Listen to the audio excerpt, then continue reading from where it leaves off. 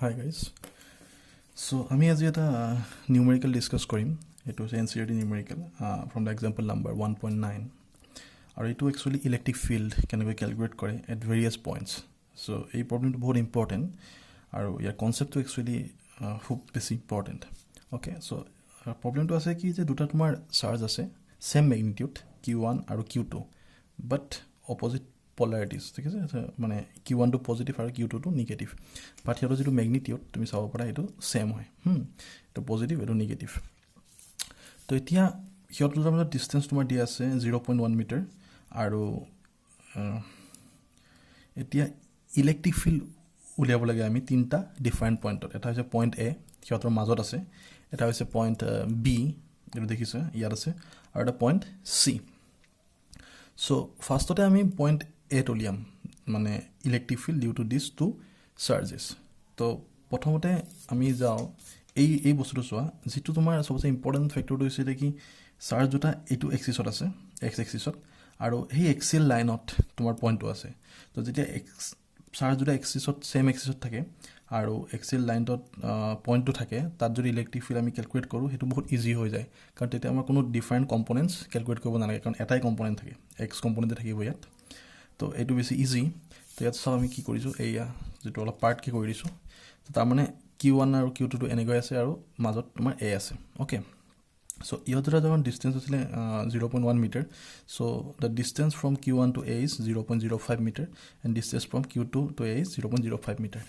এতিয়া প্ৰথমতে electric field due to this charge Q1 at A, তাৰ মেগনিটিউডটো কেলকুলেট কৰিব লাগিব, ঠিক আছে। তো মেগনিটিউড কেলকুলেট কৰা একদম ইজি ফৰ্মুলা, সেইটো চোৱা K(Q1/R)² আছিলে। তো K ভেলু জানাই, তো Q1 টো মেগনিটিউড যিটো, আৰু তাৰ ডিষ্টেঞ্চটো কিমান এৰ পৰা এলে, সেইটো আমি বহাই দিছোঁ ইয়াতে। তো ইয়াৰ পৰা আমি কি পাই যাম, মেগনিটিউড পাই যাম at point A due to the charge Q1. Now you have to calculate the magnitude of the electric field at A due to source Q2. Now the distance between Q2 and A is again 0.05 meter. Therefore you can calculate the magnitude like this. Okay, so magnitude সদায় কি আহিব, positive আহিব, magnitude কেতিয়াও নিগেটিভত নাহে। এতিয়া কথাটো হৈছে কি টোটেল ইলেক্ট্ৰিক ফিল্ড কিমান হ'ব। তো তাৰ কাৰণে ইলেক্ট্ৰিক ফিল্ড আমি জানো যে ভেক্টৰ কোৱান্টিটি, তো ইলেক্ট্ৰিক ফিল্ডৰ ডাইৰেকশ্যনটো ক'ত থাকিব। চ' পোনপ্ৰথমে আমি জানো যে পজিটিভৰ পৰা সদায় ইলেক্ট্ৰিক ফিল্ড ওলায়, যিটো পইণ্ট থাকে সেইফালে সদায় পইণ্টৰ ফালে যায়, আৰু নিগেটিভত যিটো চাৰ্জ থাকে তাৰ যিটো ইলেক্ট্ৰিক ফিল্ড সি সদায় পইণ্টৰ পৰা নিজৰ ফালে টানে। চ' ডেট মিনছ ইয়াত যিটো তোমাৰ Q1 চাৰ্জ আছে, পইণ্টটো তোমাৰ ইয়াত আছে, তো ইলেক্ট্ৰিক ফিল্ডটো এই পইণ্টত ইলেক্ট্ৰিকৰ ডাইৰেকশ্যন কোনফালে হ'ব, এইফালে E1A, ঠিক আছে। এইফালে ডাইৰেকশ্যন থাকিব, কাৰণ মই সদায় কৈছোঁ পজিটিভৰ পৰা ইলেক্ট্ৰিক ফিল্ড সদায় আউটৱাৰ্ড ডাইৰেকশ্যনত থাকে। চ' পইণ্টটো ইয়াত আছে, চ' অবভিয়াছলি এইফালে থাকিব। আৰু নিগেটিভৰ কাৰণে কি হ'ব, পইণ্টটো ইয়াত আছে, এই পইণ্টটোত কেলকুলেট কৰি আছোঁ। চ' নিগেটিভে সদায় ইলেক্ট্ৰিক ফিল্ডটো নিজৰ ফালে টানে। চ' ইয়াৰ কাৰণেও তোমাৰ ইলেক্ট্ৰিক ফিল্ড কোনফালে থাকিব, E1B। অ'কে, চ' এইফালে থাকিব। চ' পজিটিভৰ কাৰণে তোমাৰ ইলেক্ট্ৰিক ফিল্ড এইফালে থাকিলে, কাৰণ পইণ্টটো ইয়াত আছিলে, আৰু Q2 কাৰণে পইণ্টটো এইটো ইয়াত আছে। চ' অবভিয়াছলি ইলেক্ট্ৰিক ফিল্ডৰ ডাইৰেকশ্যনটো কোনফালে থাকিব, এইফালে থাকিব, ঠিক আছে। আৰু যদি এই ডাইৰেকশ্যনটো ওলাবলৈ অলপ প্ৰব্লেম লাগে, দেন এটা বস্তু ধৰিলে হ'ল যে পইণ্টটো তোমাৰ এই পইণ্টটো তুমি এতিয়া টেষ্ট চাৰ্জ ধৰিলে হ'ল, এই টেষ্ট চাৰ্জটো সদায় পজিটিভ। চ' ইয়াত যদি পজিটিভ চাৰ্জ এটা মই দি দিওঁ, তেতিয়া এই পজিটিভটোৱে কি কৰিব, ৰিপেল কৰিব, তাৰমানে এইটো ডাইৰেকশ্যনত থাকিব, আৰু নিগেটিভটোৱে ইয়াত যদি পজিটিভটো থাকি কি টানিব। চ' অবভিয়াছলি ইলেক্ট্ৰিক ফিল্ডটো এইফালে থাকিব। চ' এই কনচেপ্টটো ধৰিলেও মানে বেছি ইজি হয় যদি পইণ্টত তুমি পজিটিভ টেষ্ট চাৰ্জ ধৰি লোৱা। তাৰমানে দুইটা ডাইৰেকশ্যন ছেম, দেখিছা তুমি দুইটা ডাইৰেকশ্যন এইফালে আছে। তো ডাইৰেকশ্যন যেতিয়া ছেম হয়, তাৰমানে টোটেল যেতিয়া ইলেক্ট্ৰিক ফিল্ড আমি কেলকুলেট কৰিম, টোটেল যিটো ইলেক্ট্ৰিক ফিল্ড সেইটো আমি কি কৰিব লাগিব, প্লাছ কৰিব লাগিব, কাৰণ ডাইৰেকশ্যনটো ছেম আছে। চ' ইলেক্ট্ৰিক ফিল্ডটো ইমান হ'ব, দুইটাৰ মেগনিটিউডটো আমি যোগ কৰি দিম। নাও you have to give the direction of the electric field, আৰু ইয়াৰ ডাইৰেকশ্যনটো তোমাৰ কোনফালে হ'ব, এইটো দেখিছা ইলেক্ট্ৰিক ফিল্ড কোনফালে আছে, এইফালে towards right. So' obviously the total electric field is directed towards right, ঠিক আছে। তো আমাৰ এই প্ৰব্লেমটোৰ এই ফাৰ্ষ্ট পাৰ্টটো হৈ গ'ল, যিটো পইণ্ট এৰ কাৰণে আমি উলিয়ালোঁ। এতিয়া এই পইণ্ট বিটোৰ কাৰণে আমি কেলকুলেট কৰিব লাগে the electric field due to charge Q1 and Q2। Okay, তো এইটো কেনেকৈ কৰিম, এইটো একেই, এইটো পাৰ্ট মই ভৰাই দিছোঁ। চ' Q1 আৰু Q2 ইয়াত আছে, এইবাৰ পইণ্টটো মাজত নাই, পইণ্টটো ইয়াত আছে। অ'কে, তো এইটো এতিয়া ইয়াৰ পৰা ইয়াৰ ডিষ্টেঞ্চটো অলৰেডি আমি কোৱা হৈছে কিমান আছিলে, 0.5 মিটাৰ। তো Q1ৰ পৰা ইয়াৰ ডিষ্টেঞ্চ কিমান হ'ব, 0.5 মিটাৰ।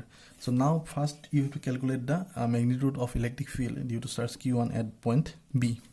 তো এইটো হ'ব ঠিক আছে কাৰণ ডিষ্টেঞ্চটো ইমান তো অবভিয়াছলি এইটো পাম আমি তো Q1 চাৰ্জৰ কাৰণে পইণ্ট বিত যিটো electric field now you have to calculate the magnitude of electric field due to charge Q2 at point B ইয়াৰ পৰা ইয়াৰ ডিষ্টেঞ্চ কিমান ইয়াৰ পৰা ইয়াৰ ডিষ্টেঞ্চ আমি জানো কিমান আছে 0.1 মিটাৰ ইয়াৰ পৰা এইখিনি 0.05 মিটাৰ তো অবভিয়াছলি ইয়াৰ পৰা ইয়াৰ ডিষ্টেঞ্চ কিমান হ'ব 0.15 মিটাৰ চ' সেইকাৰণে মেগনিটিউডটো কিমান হ'ব Q2 by R square তো R2 ইয়াত কিমান হ'ব 0.15 মিটাৰ স্কোৱাৰ ঠিক আছে তো এইটো তোমাৰ ইলেক্ট্ৰিক ফিল্ড আমি কেলকুলেট কৰিলোঁ এতিয়া আটাইতকৈ ইম্পৰ্টেণ্ট কথাটো হৈছে যে টোটেল ইলেক্ট্ৰিক ফিল্ডটো কিমান হ'ব এতিয়া এইটো পজিটিভ চাৰ্জ পইণ্টটো ইয়াত আছে মই আগতে কৈছোঁ যে যদি পইণ্ট এফালে থাকে পজিটিভৰ পৰা সদায় পইণ্টৰ ফালে ইলেক্ট্ৰিক ফিল্ডটো যায় direction of electric field is always outward from the charge Q তো এইফালে থাকিব বা এইটো যদি পজিটিভ বুলি ধৰোঁ তেতিয়া এইফালে তোমাৰ ইলেক্ট্ৰিক ফিল্ডটো থাকিব অ'কে চ' এই ডাইৰেকশ্যনত থাকিব আৰু এইটো যদি পজিটিভ বুলি ধৰোঁ এই নিগেটিভটো কি কৰিব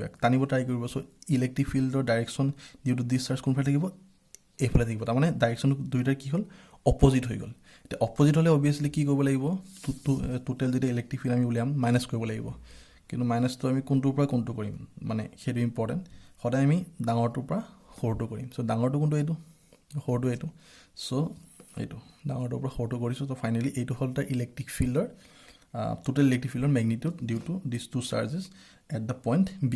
Now direction to কোনফালে থাকিব total electric field এটা আছে লেফট সাইড এটা আছে রাইট সাইড বাট লেফট সাইডৰ যিটো ম্যাগনিটিউড লেফট সাইডৰ যিটো ইলেক্ট্ৰিক ফিল্ড যিটো চাৰ্জ Q1 সেইটো বেছি আছিলে সো অবভিয়াছলি ফাইনেল ডাইৰেকশ্যন কোনফালে থাকিব তোমাৰ টুৱাৰ্ডছ লেফট ওকে সো এই দুটা প্ৰবলেম মানে ইজি আছিলে because both the points are present at the axial line ঠিক আছে so both the points are present axial মানে এক্সিছৰ লাইনতে আছিলে সো ইয়াত কোনো কম্পোনেণ্ট কেলকুলেট কৰিব লগা হোৱা নাছিলে বাট যিটো থাৰ্ড দিছে এটা পইণ্ট চি উলিয়াব লাগে আমি due to this two charge the electric field at point C due to this two charge তো ইয়াৰ কাৰণে কি হ'ব ই এটা ইয়াত ইলেক্ট্ৰিক ফিল্ড দিব আৰু ই এটা ইয়াত ইলেক্ট্ৰিক ফিল্ড দিব অ'কে তো প্ৰথমতে we have to calculate the magnitude of electric field at point C due to charge Q1 and due to charge Q2 তাৰপিছত আমি সিহঁতৰ ডাইৰেকশ্যনটো কেলকুলেট কৰিম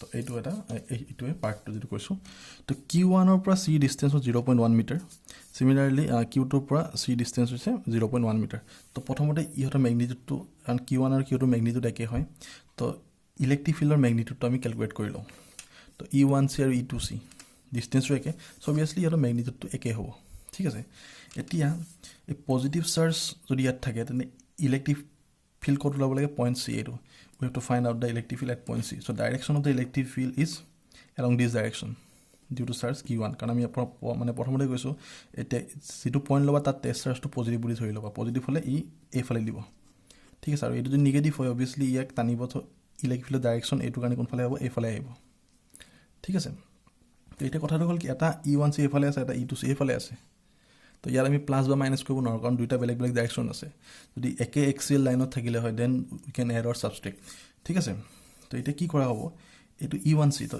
এইটো হ'ল E1C তো ইয়াৰ কেইটা ৰেক্টেংগুলাৰ কম্পোনেণ্ট থাকিব দুটা এটা এইফালে আৰু এটা এইফালে আৰু E1C মেগনিটিউডটো আমি গম পাইছোঁ আৰু এটা আছে কি তোমাৰ E2C তো এইটো হ'ল E2C ইয়াৰ তোমাৰ ৰেক্টেংগুলাৰ কম্পোনেণ্ট দুটা থাকিব এটা এইফালে আৰু এটা এইফালে এতিয়া যিহেতু E1C and E2C the magnitude of the E1C and E2 are same therefore এইটো যিটো কম্পোনেণ্ট আৰু এইটো কম্পোনেণ্টৰ মেগনিটিউড কি হ'ব ছেম হ'ব কিন্তু ডাইৰেকশ্যন অপজিট আছে কাৰণে এই দুটা কি হৈ যাব কেঞ্চেল হৈ যাব তো থাকিলে কোনটো কম্পোনেণ্ট অনলি এইটো কম্পোনেণ্ট আৰু এইটো কম্পোনেণ্ট থাকিলে চ' দুটা কম্পোনেণ্ট থাকিলে ইয়াত তাৰমানে এইফালে তোমাৰ E1Cৰ এটা কম্পোনেণ্ট থাকিব আৰু E2Cৰ এটা কম্পোনেণ্ট থাকিব বা দুইটা ডাইৰেকশ্যন কি ছেম এতিয়া সেই কম্পোনেণ্টকেইটাৰ আমি ভেলু উলিয়ালেই হৈ গ'ল তো কেনেকৈ ভেলু উলিয়াম এইটো কম্পোনেণ্ট ছাপ'জ আমি E1Cৰ এইটো কম্পোনেণ্ট কেলকুলেট কৰিব লাগে তো এইটো কম্পোনেণ্ট ওলাবলৈ অবভিয়াছলি আমি কি কৰিব লাগিব এইটো ৰাইট এংগল ট্ৰাইংগল যিটো বি হয় সেইটো এইচ এইটো পাৰপেণ্ডিকুলাৰ তো ইয়াৰ ভেলুটো যদি E1C হয় এই বি ভেলুটো কিমান হ'ব তো বি বাই এইচ মানে আমি কি জানো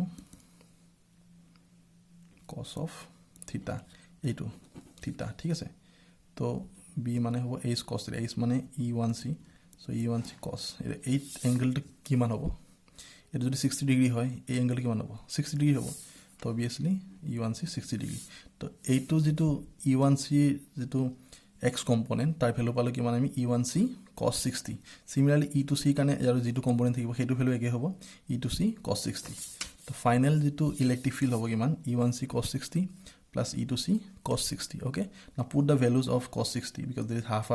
Then finally you will get, after putting the magnitude of E1C and E2C, that is 9 into 10 to the 9, and finally after simplifying you will get the total electric field is 9 into 10 to the 3 Newton per Coulomb. So this is the total magnitude of the electric field at point C due to these two charges.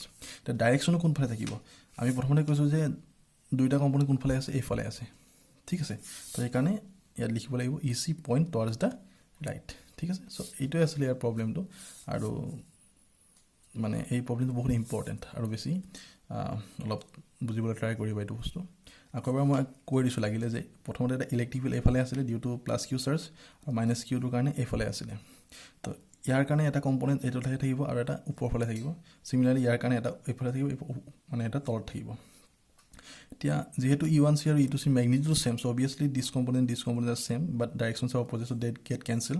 So এইফালে দুটা component থাকিব এই দুটা কম্পোনেন্টৰ value উলিয়ালে আমি মানে final electric ফিল্ডটো পাই যাম সো এইটো কাৰণে আমি যেটো right angle formula ট্ৰায়াঙ্গল formula use কৰিছো তো এইটো আৰু 60 ডিগ্ৰী কম্পেনসেট কৰা আহিছে তো finally in this way you can calculate the electric field at point C due to these two charged particle.